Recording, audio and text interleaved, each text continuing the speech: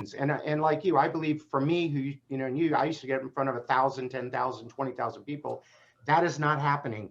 10,000 people in a room, shoulder to shoulder for A probably period many of time. years. Yeah, period of time. But I'm enjoying this tremendously. And I believe I've learned more in the last year from other people like yourself than I've ever learned in my career. You're so kind. I want to talk about, in my classes, I teach my students, and even about performance. You're the master of this. When we talk about performance and your lectures on performance, it's impressive. And I want my audience to be able to hear a minute or so on performance, because organizations do exist to perform. I mean, at the end, there's an objective, and the objective is to make a profit. And to reach that objective, you need to perform. Right. Let's talk about performance a little bit. So to me, there's a couple elements. And another word I use there, performance, is disciplined execution, that you take the ideas and put them into action. So I think there's a few elements. One is a vivid, compelling, and well-communicated vision and strategy. Nice. So we've got to start there, that people understand it, they're committed to it, they're excited about it, they see the purpose behind it. That's driven by a visionary leader of where we're going.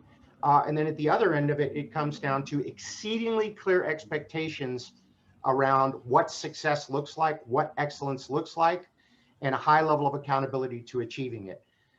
Which, if I look at it, the number one problem with companies, I mean, communication is always a problem, some other stuff, but the biggest problem I see in companies around the world is a lack of accountability and the ability to execute on their strategy. They've got great people, they got a great product, service, they've got all that stuff.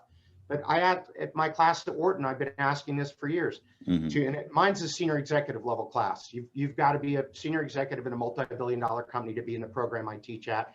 I always ask them, what percentage of companies effectively execute their plan? In other words, perform to their strategy.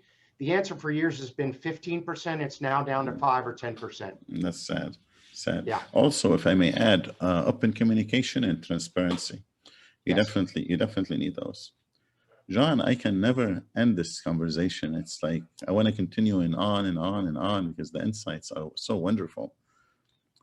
I know you gave an advice to leaders and in certain times. How about to millennials? You started at 26, you were a CEO, right? You didn't start just as a CEO at 26, you prepared for it. So now, what do you tell them?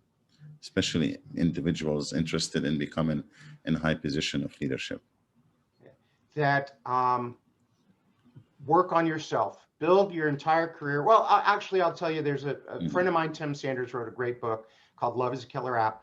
And he talks about the 3 things it takes to build a career. Okay. And I think he nailed it here. It's K, N, and L. The K is knowledge. You've got to be really, really good at something that's highly valuable in the marketplace.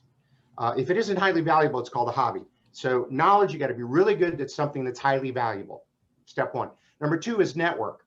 A lot of the right people need to know that about you. And by right people, it's what I call hubs. People like you and me and Oleg and other people that if I'm really impressed, I don't tell a few people, I can tell a few hundred or a few thousand or a few 100,000 by putting it on my blog or stuff. So you want those people that can reach out and share the fact that you're really, really good at something that's highly valuable, which leads to the third one, the L, which is love.